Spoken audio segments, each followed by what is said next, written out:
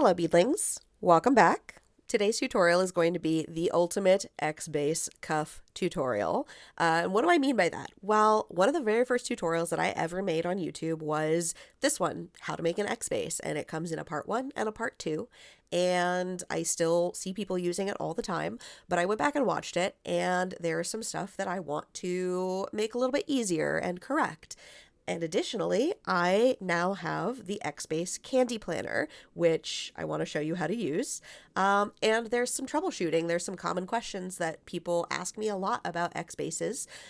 Trouble that a lot of people tend to run into. Why is my cuff floppy? Why is my cuff flaring out on one end? Why is my cuff not lining up properly for what I'm trying to do? And I want to just show you all of that stuff in one video. There's chapters. If there's a specific thing that you are looking for, look at the chapters and you will probably find it there. Little bit of housekeeping before we go into the rest of the video. Thing number 1, look at my nails. They're very, very cute. They're my Halloween nails.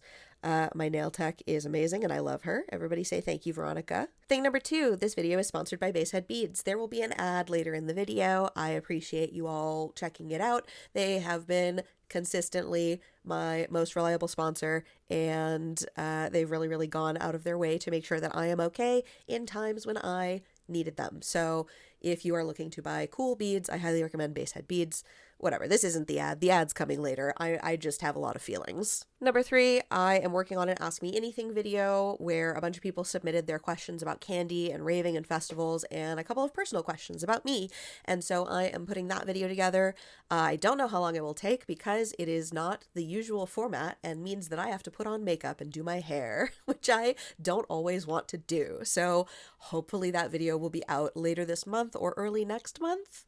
But we'll see. But just so you know, if you submitted a question, I am working on it. And finally, last thing before we get going with the tutorial, I do have a Patreon. It is down below. If you are able to kick me a couple bucks a month, that would be fucking awesome. If you can't, that's totally fine. And I hope you enjoy the tutorial anyway. All right, let's do it. Supplies. So what you're going to need for an X-base cuff is beads and string. These are 9mm pony beads. I get them from beadtin.com. I have a bunch of different colors here because it's going to make it easier to see what I'm doing. As I do like each layer, I'm going to change colors so you can more clearly see what is going on. But you can use as many or as few colors as you want. You could do one that is entirely all one color. You could do one that is a bunch of random colors. It does not matter. For string, this is 1.2mm cloth covered stretch cord. Now, if you have a problem with your cuffs being very floppy, I recommend specifically getting 1.2mm cloth covered stretch cord instead of 1mm or 0.8mm. The reason for this is that when you use 1mm or 0.8mm stretch cord, it does not have as much stretch in it. Like, how to explain? When I pull this apart, it will only go so far because it is thick. It is too thick to go further. If I do the same thing with a thinner cord, it will stretch farther because it is not as thick. There's probably a better way to explain that uses actual science words, but I am not a scientist. Newsflash.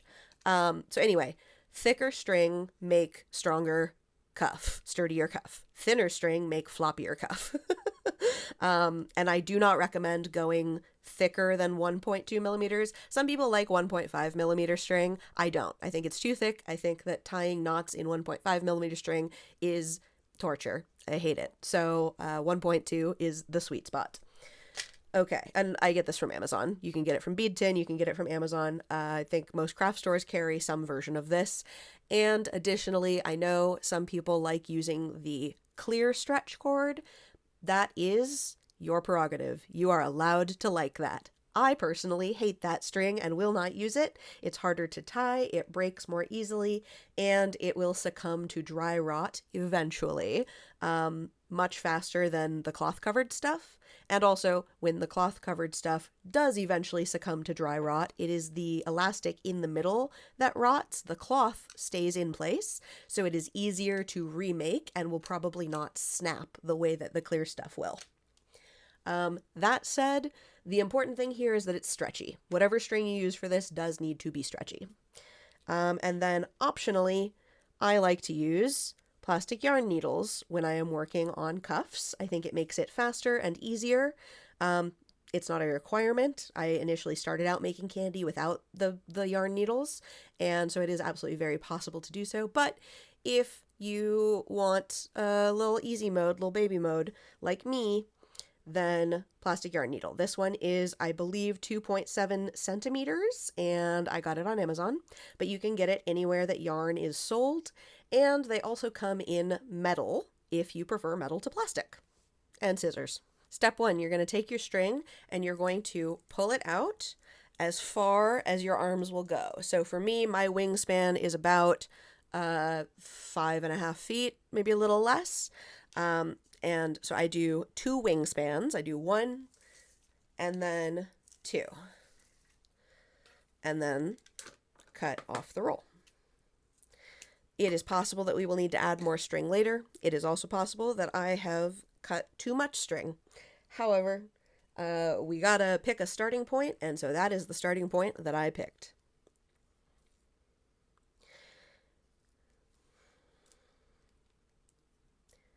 You're gonna loosely tie on your Kandi needle. I just did 1 granny knot there. We're gonna take it off in a second, but we need it to stay on for this initial first round.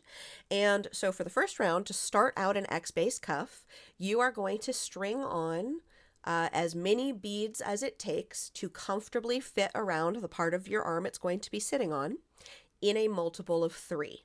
So your starting single always has to be divisible by 3, meaning it could be 24 beads, it could be 27 beads, it could be 30, 36, 42. As long as it's divisible by 3, you're good to go. Something to remember is that once you build the cuff, if it is a more sturdy cuff with thicker string and you pull harder, so it's very strong tension as you go, the cuff itself is not going to have a lot of give. So you are going to want it to sit, like where you measure on your arm, should be the thickest part of your arm that you want the cuff sitting on. And if you are making it very sturdy, you will not be able to really move it up and down your arm because it won't have a lot of stretch. If you make a floppier cuff, that you use thinner string or less tension, so it's kind of wiggly, those are actually more comfortable to wear. You can move them around on your arm more easily. They just don't look as good when you are displaying them at home. Like if you're putting them on your wall and you have a floppy cuff, it's really difficult to display, but it's a lot easier to wear. Okay, that was a whole tangent. Let's get to it. So for me, I've got thicker arms, thicker wrists. I like to do 36 beads around for a cuff that is going to sit pretty close to my wrist. So I'm going to do 36 beads for the starting single, and I'm going to do them in a little pattern. So I'm going to go 1, 2 red, 1 orange. And I'm going to repeat that until I've got 36 beads on the string.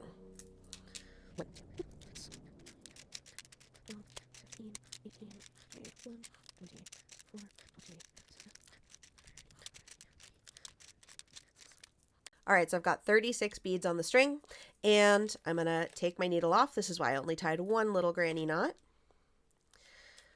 Pinch the end here, push the beads down, and now I'm going to tie it off. And I like to do 3 granny knots, so 1, and when we pull, we want it to be tight enough that there's no gaps in between the beads, right? But when we stretch, there's still a pretty decent amount of stretch. It's difficult to explain exactly how to do this because you kind of have to just feel it. It has to do with how hard is it for me to push my fingers apart before gaps show in the beads. But this is approximately what you want it to look like. So that's 1 granny knot, and then over, under, 2 granny knots, and 3 granny knots. You can also use a surgeon's knot if there's a different knot you prefer. Totally fine, totally up to you.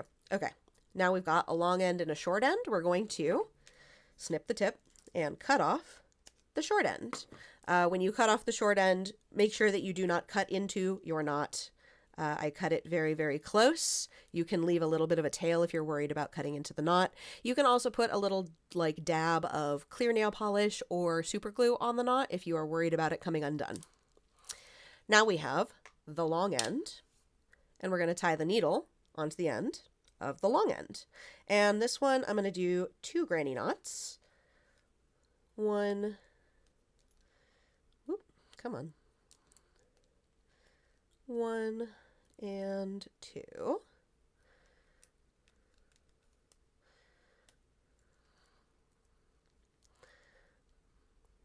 And pull it very, very tight.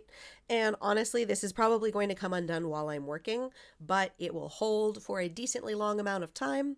And so this is fine, because at the very end, I like to undo the knot and take the needle off instead of cutting it, just because it saves string. But if you want a more secure knot and just cut it off at the end, totally fine. You're allowed to do that. Okay. Right now, the knot is sitting inside of an orange bead. We will call the red beads 1s and the orange beads 2s.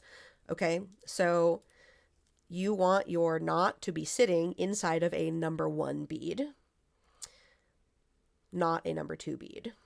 So I'm going to just run my needle through a couple of beads.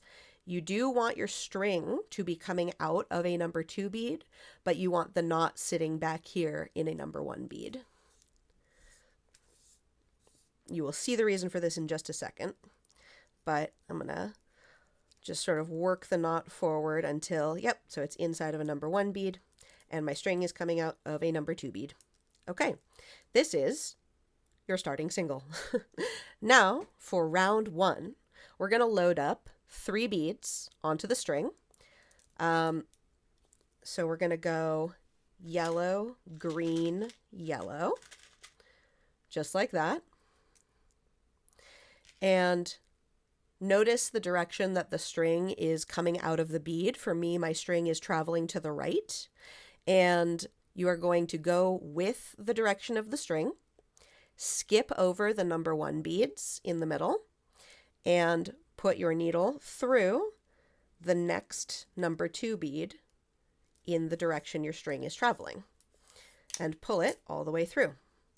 If you pull it all the way through and don't pull it tight and just leave it loose, this is what it will look like. If you pull it tight and pop that middle bead up, it will form a little peak. So you're going to do that all the way around. And additionally, in order to keep your tension the whole time that you're doing this, you want to keep the string pinched. I do this with my hands because habit, so I transfer it over to my left hand to keep it pinched. 1, 2, 3. Skip over the number 1 beads in the middle there. Go into the 3rd bead, which is the next number 2 bead. Go through and pull it tight. And when you pull tight, so again, same thing. I'm pinching with my right hand before I let go with my left hand, and then transferring it over to my left hand before I add the next 3 beads onto the string. Now, my hands do get tired, right? This is a tiring thing for my hands. So if you prefer, you can also use like a clothespin to keep the tension. And I like these metal ones that have the like rubber grips. I think those work the best. So you just pinch it and make sure that it is pinching as close to the bead it's coming out of as possible. I have already added my 3 beads, and we go into the next bead and pull tight. Now, if you're using a clothespin, you do have to make sure that you don't get your string tangled in it. And additionally, it is kind of a pain to transfer over. to the next one. But it is an accessibility tool that I thought y'all should know about. So for me, it's going to be faster if I just use my hands instead of using the clothespin. But I'm going to finish this round. And I will show you the whole thing on camera. I might speed up part of it if I run out of things to say. But you just repeat that same thing. Coming out of a number 2 bead, you add 3 beads, skip over the 2 number 1 beads in the middle, and go through the next number 2 bead, always traveling along with the string, same direction that it's coming out.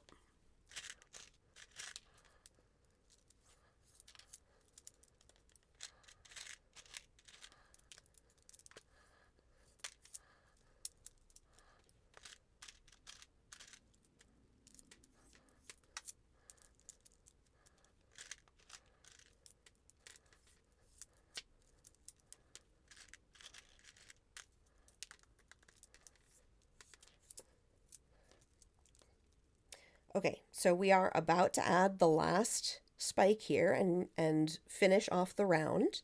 And the way that we do that is add 3 beads. 1, 2, 3. And then we're going to go through that first number 2 bead that we started the round coming out of. And additionally, we are going to go through 1, 2, the next 2 beads that it is touching that are the first 2 beads of this round. And we're going to come out of this green bead here in the middle to start the next round. Just like that. Same deal as before. You want to still pull tight. You want to still keep your tension, right? But now we have finished the first round and we are coming out of this center bead. Next round. So right now we have the bottom half, the legs of our first X, and now we're going to add the arms. So we're going to go 3 beads, 1, 2, 3, blue, purple, blue. We're coming out of a center bead. We're going to go into a center bead. We're ignoring all of the beads in between these 3. You skip over them. Pretend they don't exist. Boom. Just like that. And you pull tight. So now when you pull tight, if you have kept your tension pretty stiff this whole time, and like I will show you, again, tension is like the hardest thing to communicate, but you can see like it's stretched, it's pulling. I've got it wrapped around various fingers to keep it tight. You don't want it to be, so this is relaxed. This is no tension whatsoever. This is the tension that I keep it at for my cuffs. And this is like as far as it'll go, the strongest possible tension. You don't want the strongest possible tension, and you don't want it to be totally, totally loose. You want about halfway between the two. And if you've got thinner string, you might need to pull harder to achieve this same stiffness. But this is, again, with 1.2 millimeter cloth covered stretch cord. This is how it works for me. So we are now coming out of that center bead, and we're going to do 1, 2, 3 beads and go into the next one over and pull it tight. This is also kind of the point where people start to run into the problem of my cuff isn't standing up. What am I doing wrong? Why is my cuff still laying flat? And the answer to that is, number 1, you need stronger tension. You need to pull your string tighter and keep it tight as you go. You can go back, like travel back to the beginning and pull through, like tighten all the way up. If you get farther than this and go like, oh, my tension is too loose, I need to like redo it, you can try just going back and pulling the string through and tightening it that way. It's a little bit fiddly, but it is easier than redoing the whole cuff. And then the other thing, obviously, is if your tension is super tight and it's still floppy, you need thicker string. That's just what it is. So we are going to 1, 2, 3 continue this all the way around. And again, like, I will show you the whole thing. It's a little hard to show exactly what I'm doing on camera like this because I know my fingers cover some of it up, but I promise I am doing my best.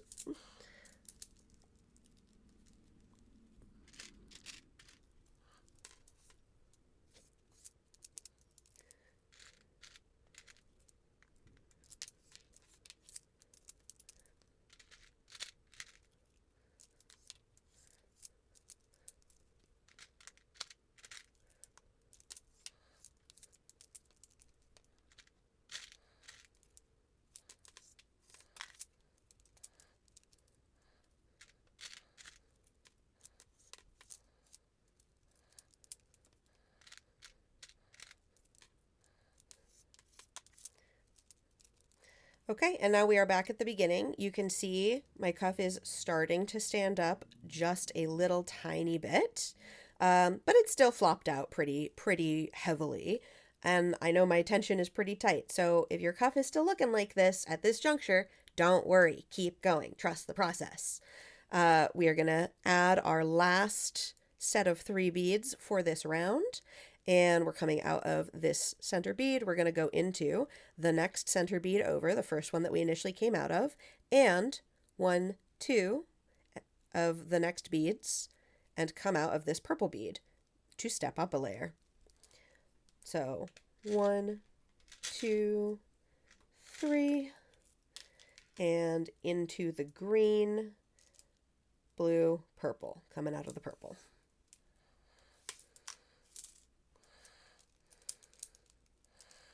There we go. So now you can see our first X has been made. And if you just want to do a 1X cuff, skip forward to the chapter titled Finishing the Base. But if you want to continue making your cuff taller, keep watching because that's what we're about to do.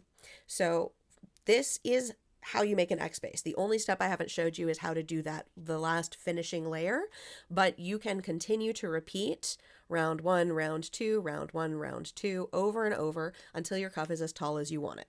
So coming out of a purple center bead, I'm going to add 3 beads and I want to mirror what is happening below. So I'm going to come out of this purple, go into this purple.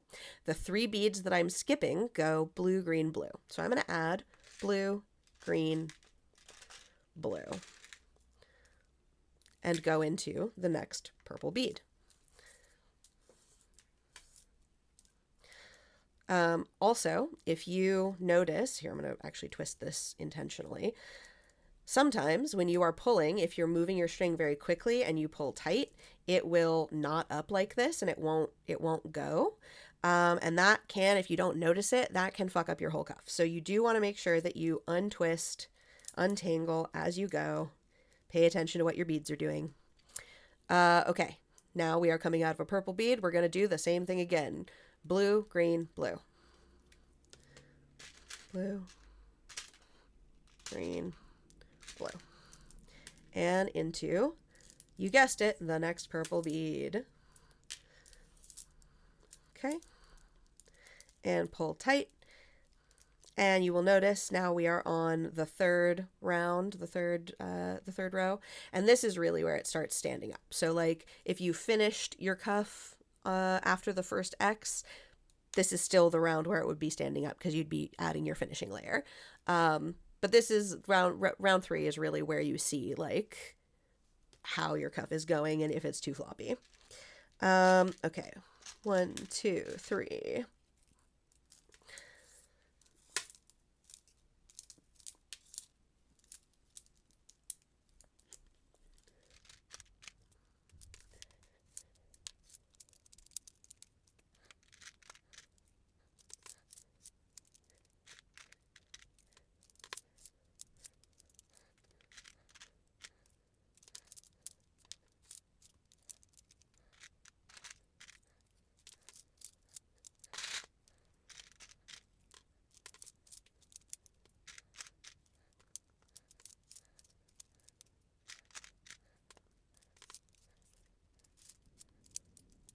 Okay, and now we're back at the beginning. We're doing the last one, and you guessed it, we're going to add 3 beads, go into the purple, and then go up and out through the blue and then the green to start the next round. So we go, skip these 3, go into the purple, and up and out through the next spike.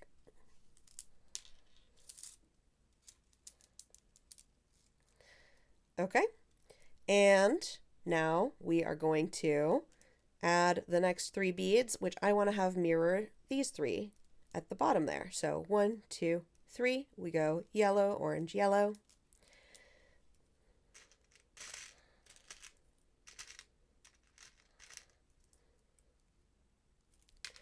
And we're coming out of this green bead. We're going to skip these 3 and go into the next green bead.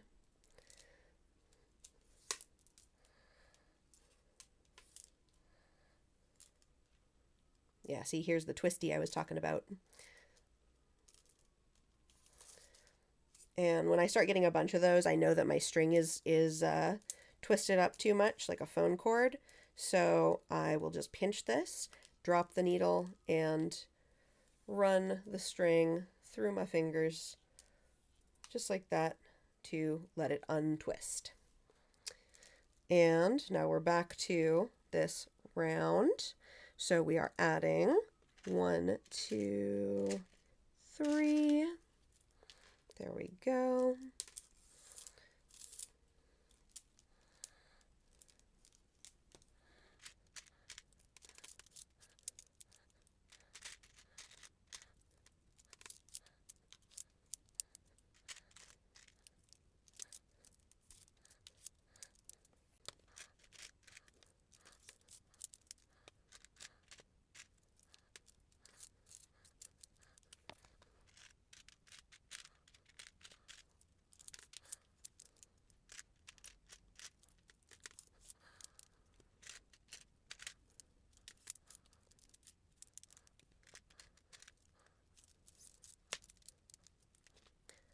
Okay, and now we are back to the beginning. Last one. We go 1, 2, 3 into that first green bead and up and out the next 2. So now we're coming out of an orange bead. Boop, just like that. So now I want you to notice we have 2 X's. 1, this is the center of the first X, and 2, this is the center of the second X. We also have, if you look at just the middle, 1 X in the middle, half an X below, half an X above. When you finish off your cuff, you can keep going as tall as you want. You can continue adding rounds or rows or whatever you want to call them, adding X's into infinity. When you are done and it's as tall as you want it to be, and I'm going to just do a 2x for the purposes of this tutorial, so this is as tall as I want it to be. Number 1, make sure that the bead your string is coming out of, this middle pointy bead, if you look straight vertically down, you will have a row of beads that go vertically down, and it should be aligned with the number 2 beads from our very first round. When we first made that starting single, we had the number 1 beads, we had the number 2 beads. You want to be in line with the number 2 beads. If you, let's say, I added one more row, or I didn't add this last one, and I was still coming out of this bead, when you look vertically down, it is in line with the number 1 beads. If you finish off your cuff, starting this way and then ending this way, your beads are not going to line up. I'm going to show you the next part how to then turn an X base into a 3D X base and the most basic building block for that. But in order for that to work and to line up properly, you need to make sure that your starting single and your ending single are in line with each other. Okay, now I've said a bunch of stuff and haven't shown you how to actually finish the cuff, so let me do that. Coming out of this orange bead, which is a number 2 bead, we're going to add 2 red beads, not 3, 2. 1, 2. Skip these 3 and go into the next orange bead over. And when you pull tight, it should scrunch it in. And if your cuff is more floppy than mine, if your cuff was hanging out, when you pull this tight, it'll pull the side up and make it stand up straight. This is another thing that takes practice, basically, in order to experiment and figure out how tight do I actually need to pull this row so that it is more or less even and not super different from the tension on the starting single. Let me tell you, this is a tricky one. For the first probably 2 years that I was making cuffs, all of my cuffs were like out on the bottom and in at the top, and so it looked like kind of like this a little bit. I don't know how else to describe it, but that just comes from uneven tension and not keeping a consistent amount of tension throughout the whole cuff, including the starting single and including the finishing end round that we are doing right now. So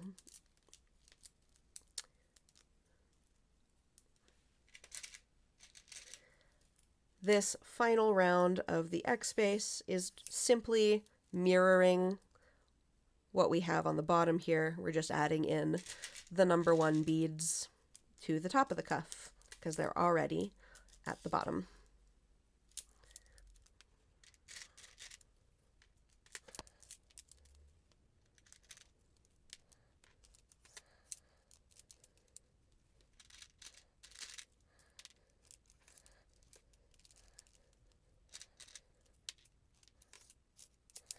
Okay, and last one, we're going to add 2 beads, and we're only going to go through this orange number 2 bead. Okay, and there you go. So this is a finished X base. It is also the base for a number of different 3D and more complicated cuffs, right? So once you have your base done, now you can go out into the layers going outwards from the base. If this is all you wanted to do, you just wanted an X base and you're good, you're done, you can tie it off. You can literally just tie it off right here. And I will even show you how I like to tie off my cuffs. So coming out of this number 2 bead, I'm actually going to run it through one of the number 1 beads and make sure that the tension is basically how I want it, right? You can hang on to it just to make sure. Now I'm gonna take my needle, go underneath the string that is in between the 2 number 1 beads, right? And pull. This makes a loop. Okay. I'm going to go up through the loop, and then I'm going to make sure it's sitting in between those 2 number 1 beads so it hides the knot, and I pull tight. And then I just repeat that exact same thing twice for a triple granny knot. Or if you, again, prefer to use a different type of knot, totally can do that, no problem. Okay, and then at this point you would just cut off the long end of the string and you have your X-base cuff. However, I am going to show you how to make it 3D. So the knot that we just added is purely there for stability. Love that, can never be too stable. But you want to make sure your starting position for adding 3D layers to an X-base cuff is you want to be coming out of a contact bead. What is a contact bead? A contact bead is basically a number 2 bead. It's a bead that sits in between other beads. So For the starting single, we've got this top layer that's like the first thing people will see, and then in between these little chunks of two, you've got one contact bead, right? And you can see 1, 2, 3 vertically. There are 3 contact beads on this cuff. For the purposes of this tutorial, that is all I'm going to be talking about, is the ones that are in line with the number 2 beads. You can definitely get fancy and experimental and use other beads as contact beads. For example, these ones. Any bead that is sitting vertically can be used as a contact bead. But for the purposes of this beginner level tutorial, we are just going to be using these ones.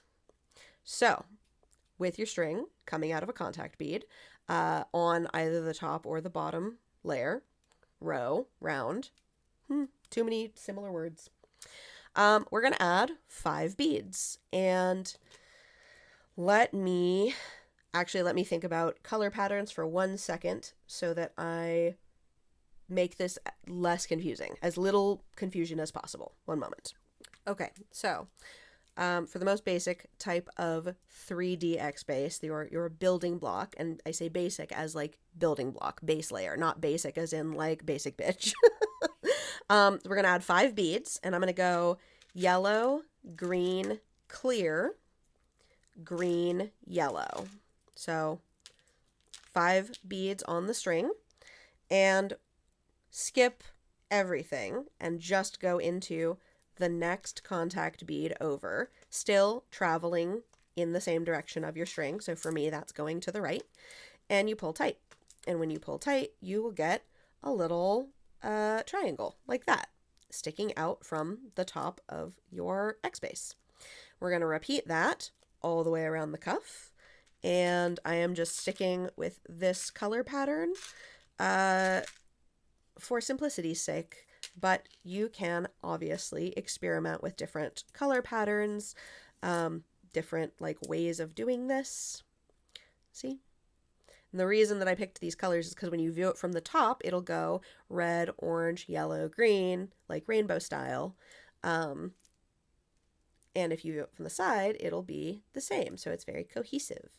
That is my little color theory brain. But the point here is 5 beads pulled tight into spikes. And this is the point at which, if you want to switch to a non-stretchy string or a less stretchy string, you can do that. Like if you have fishing line, you want to use fishing line or some other type of like bead thread to add decorations. This is the point you can do that. It's just the base that needs to be stretchy because it is the base that is going to be going over people's arms for candy trades. If you are using a non-stretchy string or a less stretchy string for the decorations, you will have to just figure out how tight you need to pull so that the spikes spike and do their thing, but you don't like break your string or break the cuff. A lot of this type of craft is exploratory, like the journey is part of the finished piece, and I cannot tell you the number of cuffs or necklaces or bracelets or whatever that I have made that started out with one thing in mind and came out completely different at the end. And like, not in a bad way, I'm not upset about it, but it's just kind of a thing that like the best candy, in my opinion, comes from experimentation. So take these tools, these building blocks that I give you, and run with them. I look forward to seeing what kinds of crazy shit y'all come up with. Nope, that's not what I want. I want yellow.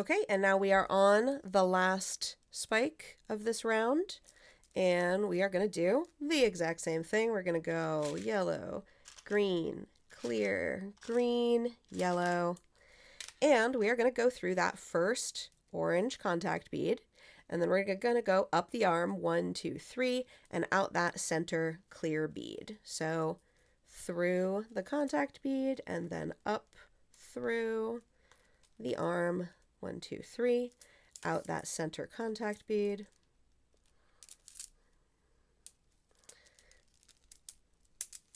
And there we go. Voila. If your cuff does not look like this, if your points are more floppy, same thing goes. It's tension, it's string thickness, it's how tight you pull and how consistently you keep it pulled tight. Now, for turning it into 3D X's, they don't necessarily have to be this stiff. They can be a little floppier, because what we're going to do now is add 2 beads. And for this, we're going to go blue, purple, right, coming out from the green, blue, purple. And we're going to go into the next contact bead down. So we started with the top round of contact beads. Vertically, we go down 1, and we see, it is this purple contact bead we're going to be going into. And we just go straight through that bead, pull it tight, and that pulls your spike down a bit. Now, coming out from this contact bead, we're going to go purple, blue, and through that center bead on the next spike over, and pull it tight. Now we're coming out from the clear bead again, so blue, purple, through the base. And you can now see we've got our first 3DX done. So that is what that will look like when you have finished the 3D part. And you just repeat this. So coming out from the base, we go purple, blue, and through that center bead on the spike, the clear bead, pull it tight.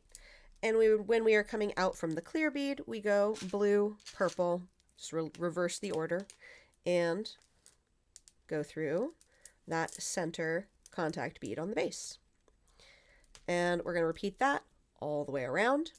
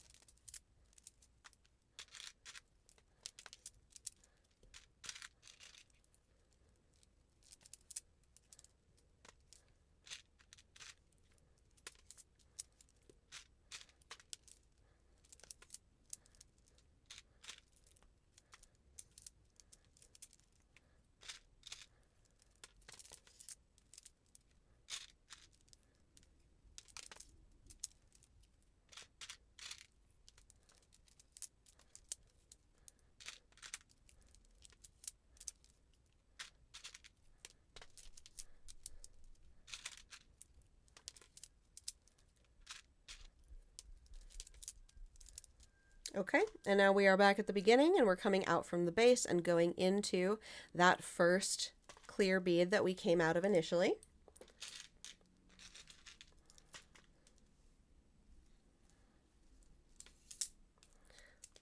Just like that. Now we pull tight. So I'm going to repeat that again for the bottom X. And the easiest way to do that, now you can tie off and flip it and retie and start over. That's totally fine. It's a personal preference thing. But actually, I think the easiest thing is to run your string down through that bottom leg, going in the same direction, so the right bottom leg, and then also the middle contact bead on the base there. So you want to be coming out from one of the contact beads that you were just working with.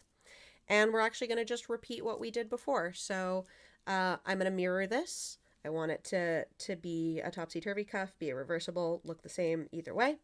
So I'm going to go purple, blue, clear, blue, purple. So we're starting the next layer of 3D X's. So we're doing 5 beads. And this is where the needle comes in really, really handy. We're coming out from this center bead here. We're going to go into the next one over, going to the right. And you want to make sure that you are only going through that bead. Do not go through any others, just that one. And when you pull it tight and squinch it around a little bit, you've got another triangle. So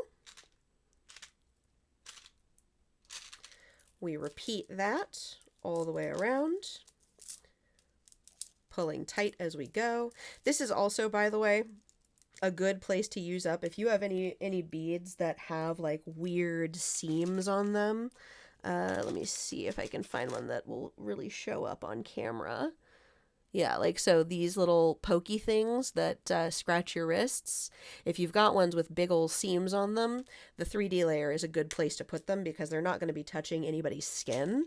And so, like, people are not going to notice that it's a funky little bead, but you can still, like, use it and not have to throw it away.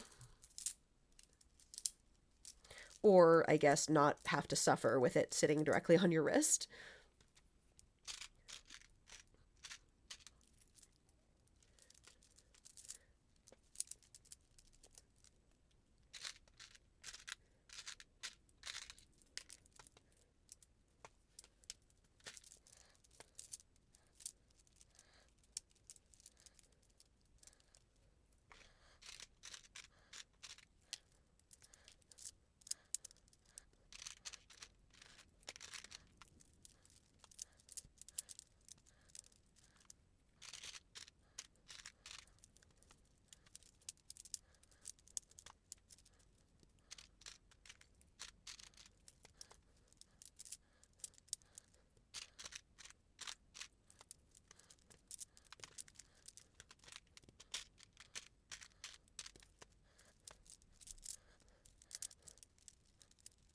Okay, and now we are coming out of the last one, and we're going to do the same thing. Add 5 beads.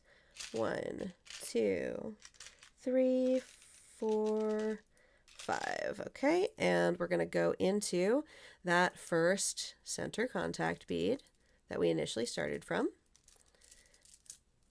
And then we're also going to go up through 1, 2, 3, and come out the center of that first spike that we added on this round.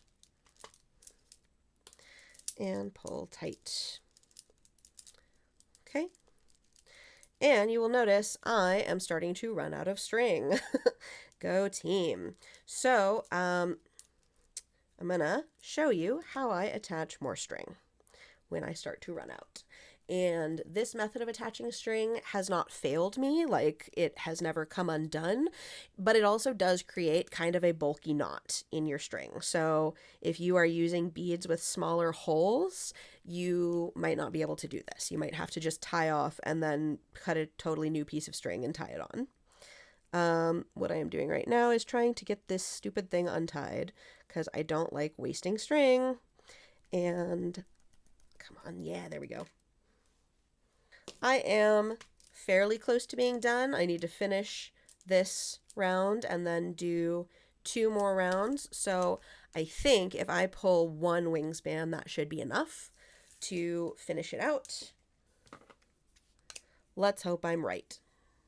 So now I like to, when I can, match where the string matches up. So this is purple into blue, this is blue into green, this is clearly where the string was cut before. When I am using like a color gradient string. That's just something I do. You don't have to do that. Take the 2 ends of your string, the one that is currently attached to your project and the long one you just cut, and put them right up next to each other, like twins. Then you're going to take them and you're going to make a little loop like this. So let me see if I can, yeah, okay. So you've got your loop, okay? And then you're going to take the 2 ends of the string and wrap them underneath. So you've got a granny knot, pull that tight, and then take the 2 short ends and do a granny knot and pull that tight. And then you just cut off the two short ends.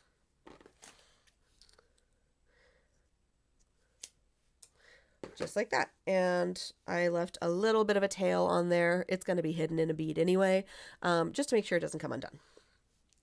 So now take the needle and reattach it.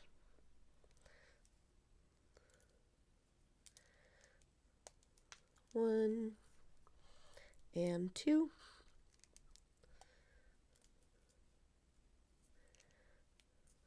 There we go. And now we continue with the cuff. So we are about to finish the second 3DX. We're coming out of the center bead on one of the spikes. We're going to add 2 beads and attach it to the base here with the next contact bead vertically going down. And I want to mirror this, so it's going to go green, yellow, yellow, green. So green, yellow, and into that orange contact bead there.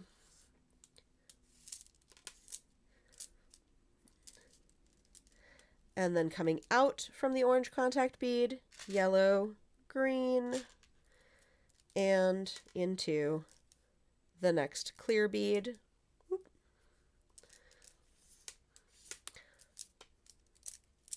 And pull that tight.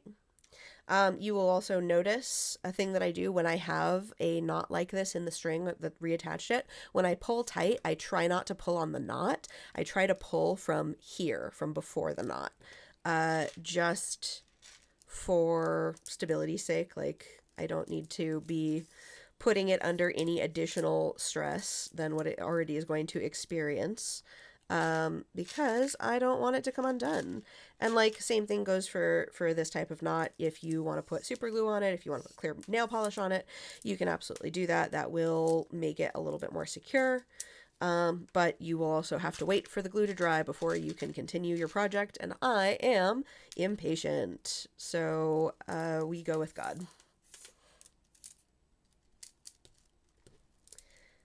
Oop.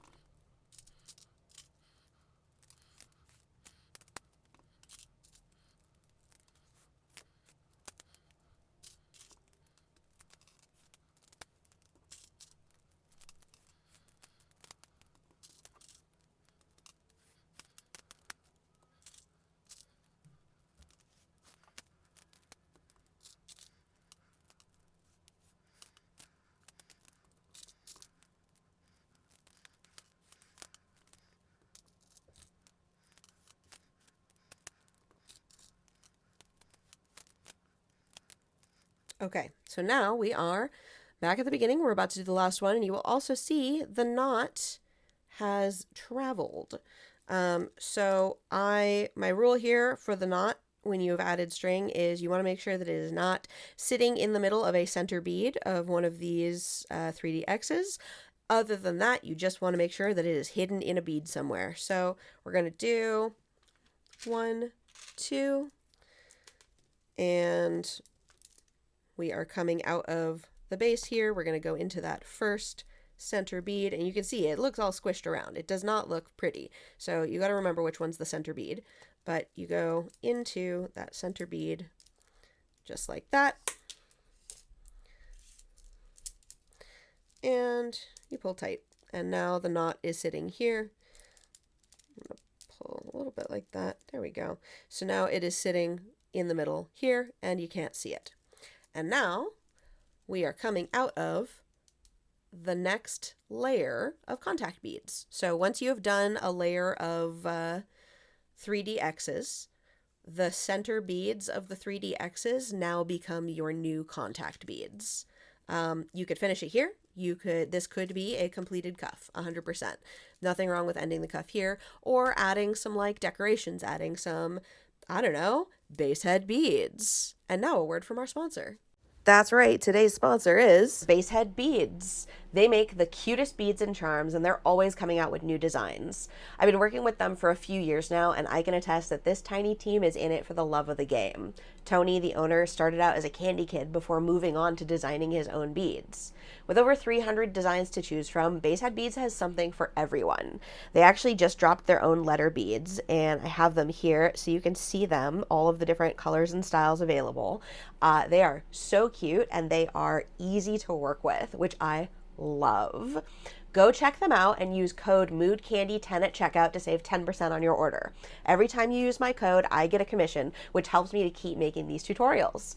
Thanks so much for watching, and now back to the video. And we're back. So let's say you don't want to decorate yet. Let's say you want your cuff to be bigger. Well, you're coming out of a contact bead, so all you have to do is basically repeat what you did before. You'll notice now the distance between the beads is bigger than it was before, right? When you were doing these X's, you started with 5 beads and you skipped 2. Now, on this next layer, right? This base is our first layer. These X's were our second layer, and we're going out onto layer 3. On layer 3, these center beads are your contact beads, and you will notice 1, 2, 3, 4, 5 beads in between them. So if you want your next layer to sit very, very flat and not go out at all from the base, you can once again add 5 beads. But if you want it to stick out more and kind of come to like points, you want to add 7 beads. And when you're adding layers like this of beads and you're starting out, you always want it to be an odd number so that there is a center bead to become the contact bead for the next layer as you go. So for this next layer, I would do 7 beads, and I will do 1, 2, 3 clear beads, and then a red bead. So that's 4, and then 5, 6, 7. Oop, come here. 7. So a total of 7 beads on the string, and I am just matchy-matchying to the clear and 1 colored bead in the center. And coming out of this contact bead, we go over into the next contact bead, which is the next clear bead over, traveling in a rightwards direction. Just like that. And the more beads on the string, so the previous one was 5, this one is 7. The more beads you add onto the string, the harder it will be to get your triangles to stand up like this. The harder you'll have to pull. So don't fret too much about it. As long as you have your tension consistent throughout the whole cuff, it should be fine. So I'm going to once again go 1, 2, 3, and I'm going to do orange now. 4, 5, 6, 7, and into the next one over.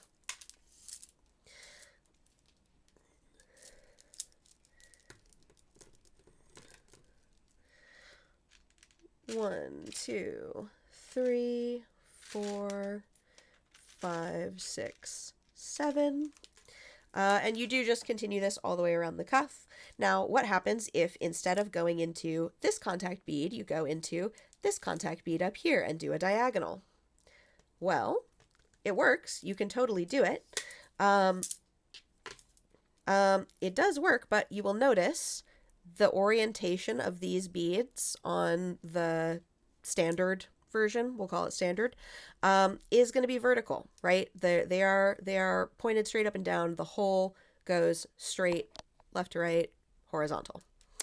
If you do diagonal like this, then on your next round, you'll go through diagonally the other way. It puts the beads at a horizontal orientation. So they actually sit like this, and the string runs straight up and down instead of side to side. If you want to know more about this, you can check out my tutorial for the mermaid cuff or the dizzy cuff, where both of those cuffs utilize this type of 3DX. But for the purposes of this cuff, we are just going to stick with the standard version. That was more just like letting you know, hey, there's options available. Oop, hello. That's my phone. There's options available. I encourage you to mess around and see what you can come up with.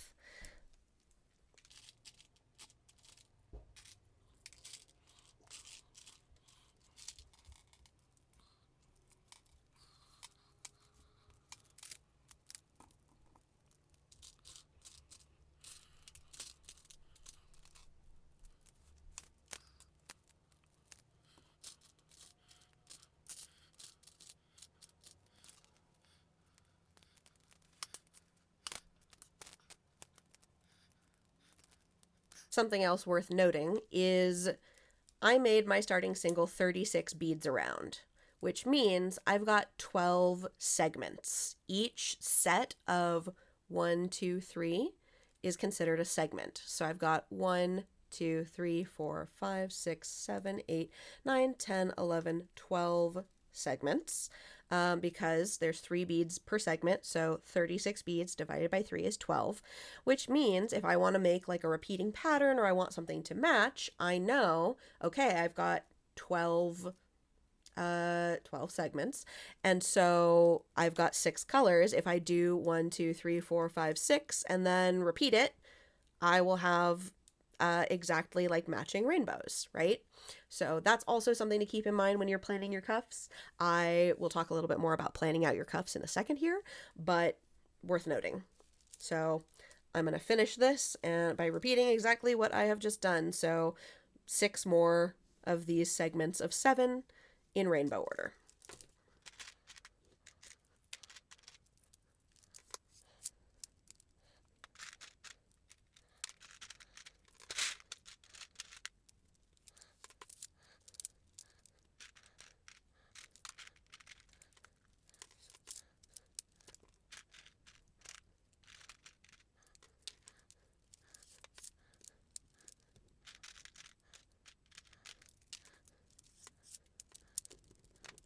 And now we're doing our last one, which I'm going to do a purple bead for the center.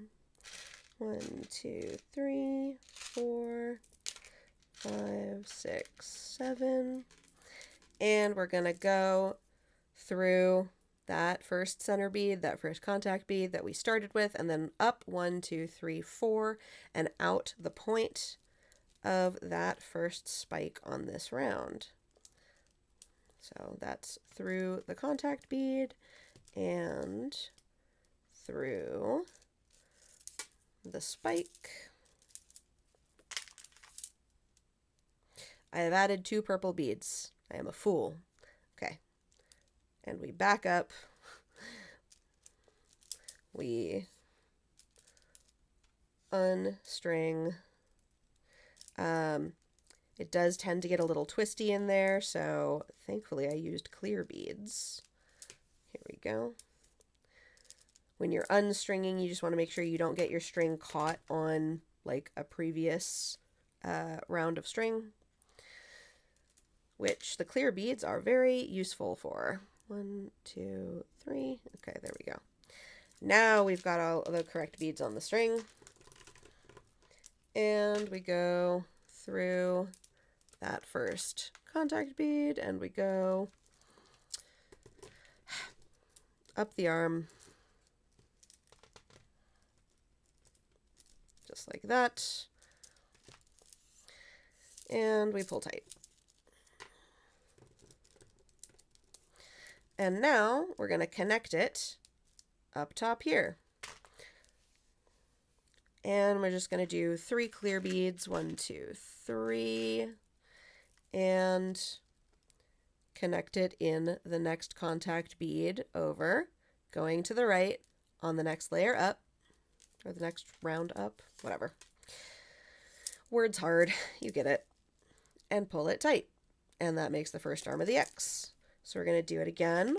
1, 2, 3. Remember, so last layer, it was 5 beads. Now it's 7 beads. So last time we added 2. Now we're adding 3 in order to keep the arms even.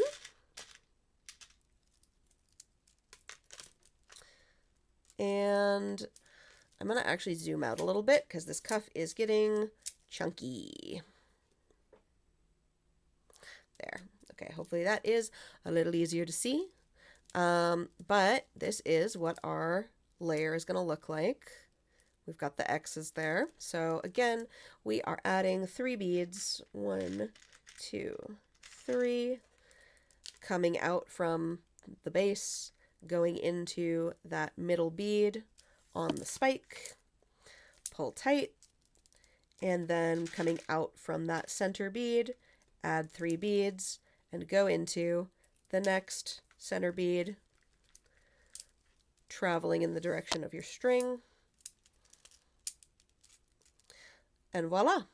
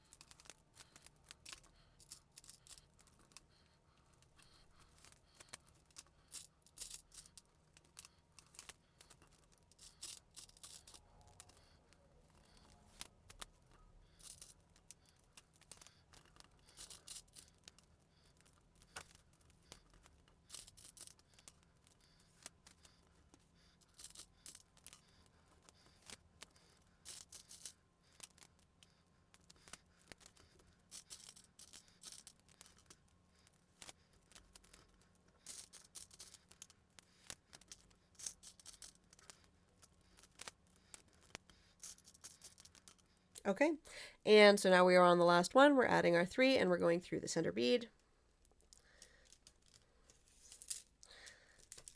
And there you go. That is your basic 3D X base. To the best of my knowledge, there is no name for this. Like, this type of cuff is just a 3D X base. It happens to be 2X's tall, so it would be a 2X 3D X base. This style of adding layers of 3D, I've never heard a name for it other than just 3D X base. So if you know of a specific name for this, definitely let me know, but I have just for years been calling it a 3D X base. So now you can decorate it. If you want to add decoration, you are already coming out of a contact bead and you can add decoration or words or whatever in between these center contact beads, or you could do another layer of spikes, or you can just finish it off. And I'm just going to finish it off. So I like to run my string all the way back up to the base through the arm of the X, all the way up and through, pulling tight, and then just tie it off here. Same method that I showed you before. Go under and through the loop and pull.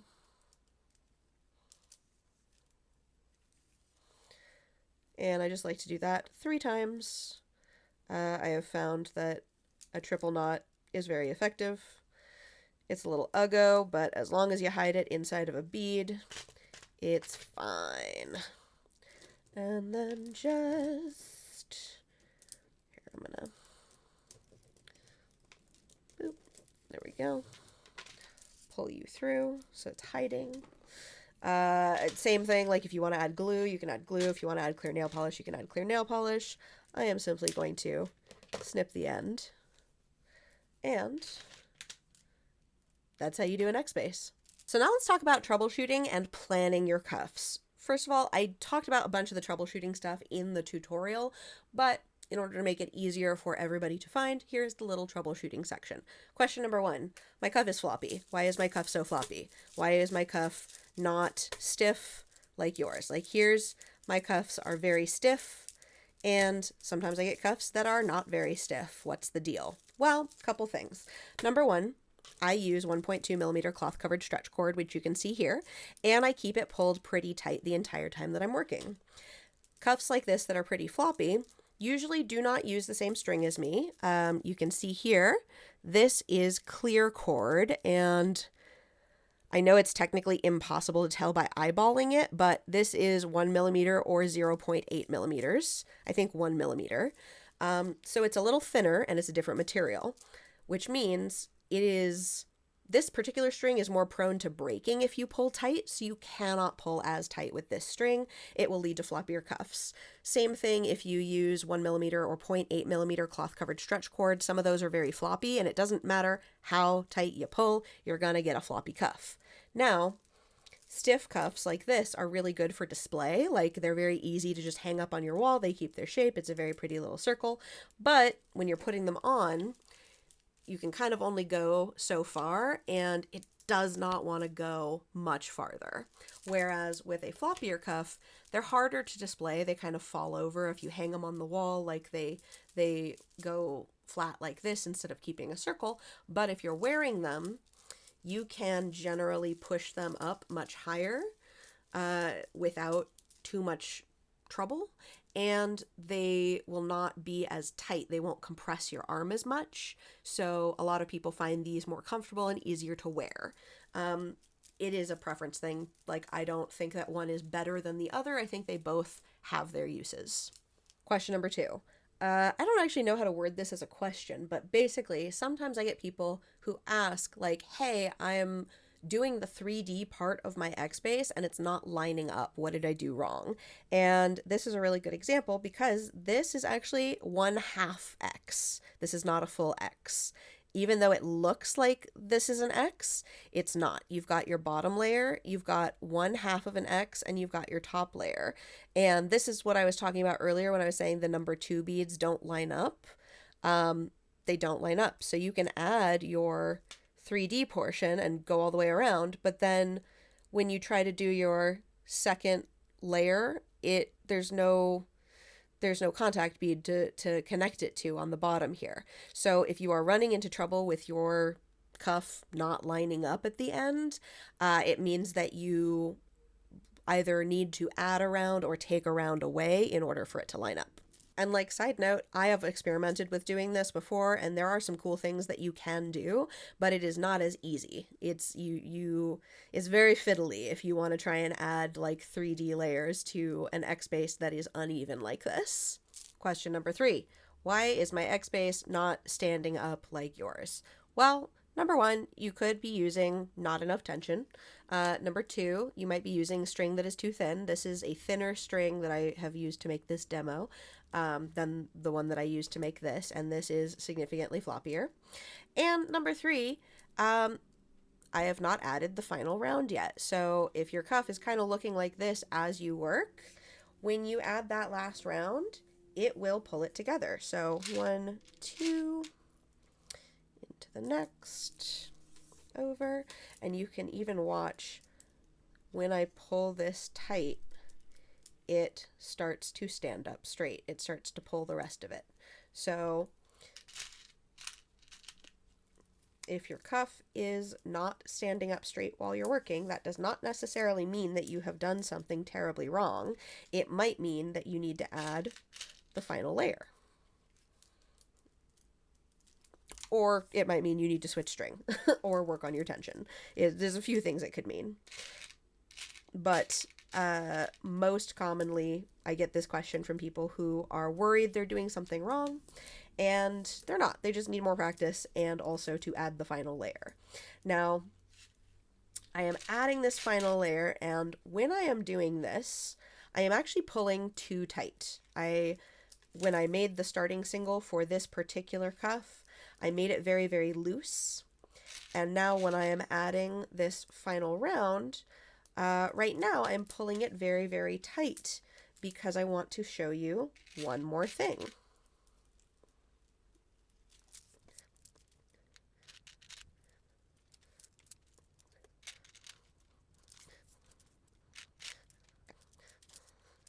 Now, sometimes, especially when you're first starting out, you will end up with cuffs that are very tight on one end and actually kind of flare out at the base. it's a little hard to show on camera, but like you will, if you've experienced this, you will understand where your final round is very, very tight and your beginning round is very, very loose, and it creates this kind of flared effect, which a lot of people don't like. And so the solution for that is when you do your starting single, again, this is a practice thing, but your starting single and your last round should be approximately the same tension. They should be about the same amount of tightness. And if you have the tension even, it will not do the flared base thing. There isn't really a solution for that other than practice. And if it's really, really bad, you can go back through and kind of redo your cuff.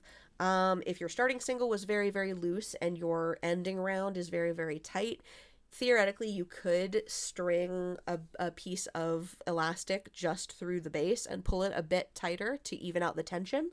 I've done that before. It's kind of a pain and it's not as like elegant a solution as I like, but it does work. It is a potential solution that can save you from having to redo a giant cuff because of a issue with the starting single, right? So that's that. And finally, how do you figure out what's going to look good? And for that, I turn to the Kandi planner. So you may not know this about me, but I have aphantasia, which means I cannot picture things in my head. All of my Kandi has been trial and error, putting things next to each other and seeing what colors look good and what the vibe is. And I'm kind of sick of it. So I made a Kandi planner. There is a blank version and there is a numbered version, so you can see on the numbered version, here's the bottom first starting single, and then layer 2, layer 3, layer 4, etc., etc. This is the big one. This is for 9 by 12, so 1, 2, 3, 4, 5, 6, 7, 8, 9 across, and 12x's high. Or, because most of us are not going to be making 12x cuffs, there's also 1x, 2x, 3x, 4x, and 5x, and numbered versions of those as well, which have gotten lost in the shuffle of papers because there's a bunch of them.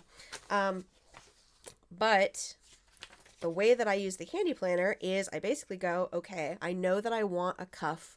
Let's say I know I want my cuff to be like a rainbow swirl, right? How am I going to get my cuff to look like a rainbow swirl? Well, I want to do a 3x, so we'll use the 3x cuff and we'll do a little swirl. So if we start from the base, we'll do pink.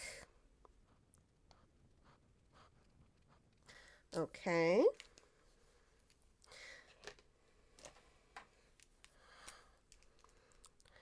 Purple.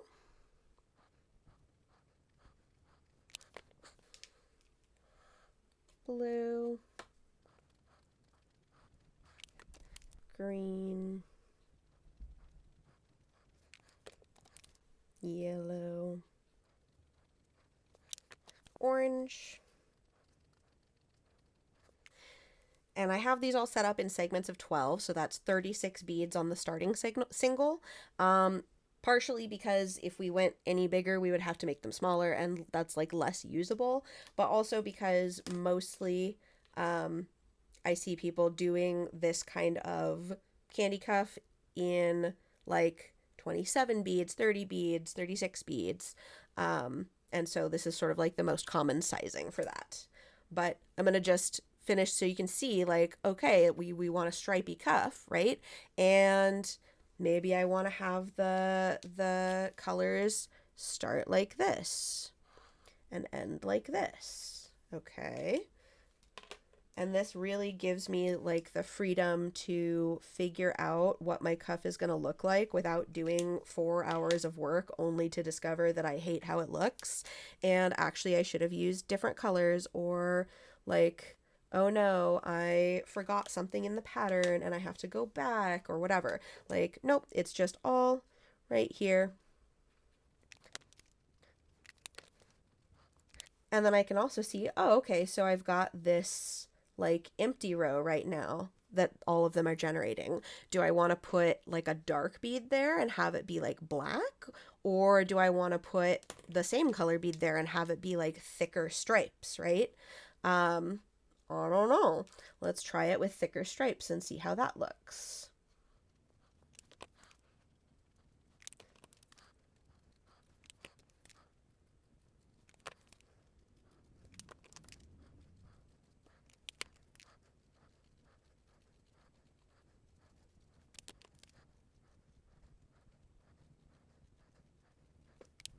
And it repeats. So you can kind of see, oh, okay, cool. Like this is how it's going to look. And then I know when I'm doing my starting single, I go pink, pink, pink, purple, purple, purple, blue, blue, blue, green, green, green, etc., etc. And then, okay, so for the next round, it's going to be pink, pink, pink, purple, purple, purple, blue, blue, blue. But like I see where it's coming out and I don't have to do all of this in my head, which is really nice. The bigger ones, the 4X, the 5X, and the full 9x12 are also really helpful when you are planning out bigger cuffs, especially like rotator cuffs, because when you're doing a rotator cuff, basically, let's say it's a 5X rotator cuff, this whole section from here up on the base is not going to be seen because you're going to have a bumper right here, right? Your bumper connects here and here. And then at the bottom, it connects here and here. And so basically, everything, like this whole row of X's is going to be covered up by whatever you do with the bumpers. So if you're doing a specific color pattern and you want people to see like what you're doing, it's really helpful to be able to look and go like, oh, they're not going to be able to see that. I need to plan stuff for the middle or whatever, however you do it. The basic 9x12 version with no numbers on it is available as a free download in my Gumroad. The link is down below. And then if you want the whole set of everything, including the 1X, 2X, 3X, 4X, 5X, with all of the numbers and everything else, that is available for purchase in my Etsy and my Gumroad. And additionally, I've teamed up with Mama Cats of Mama Cats Crafts, who makes the physical candy planner bead boards. This one is not X-Base, but she makes these bead boards. And if you wanted to get one of these physical candy planners along with the digital candy planners, there is a 20% off coupon. If you buy the digital one, you can then go save some money on the physical one. I also have peyote stitch and multi-stitch candy planners. So if you want to get all three as a set, it's a little bit discounted. Otherwise, you can get them individually. That is it for today's tutorial. Thank you so much for watching. I hope that this was helpful. I hope that this was comprehensive and answered all of your questions. And if I'm being really honest, I hope a bunch of you go buy the candy planners because I cannot even tell you how long it took us to make those. Hagai literally 3D modeled them and then translated them into like a 2D printable object. I don't even understand how they did it, but I do know it took us like months and months to make them, and it's hard out here. So if you are able to, I appreciate it. And if not, the freebies and the smaller versions are still available on my Gumroad because in the end, accessibility is super important to me, more important than making a buck. If you liked this tutorial, please do all of the things, comment, like, share, etc., etc. If you want to support what I'm doing here, you can support me through my Etsy, through my Gumroad, or through my Patreon. And you can also support me just by like spreading the word. I've got a bunch of playlists of all my tutorials, throw them on in the background, go to sleep to them, whatever. You know the drill. And I hope you all are doing okay. If you join my Patreon, your name will be in the credits, and you also get to see these a little bit earlier than everybody else. Maybe someday I will figure out how to do YouTube memberships and switch over to that or something, but until then, I am on Patreon. Thank you so much for watching. Take care of each other, take care of yourselves, and I will see you in the next one. Blair.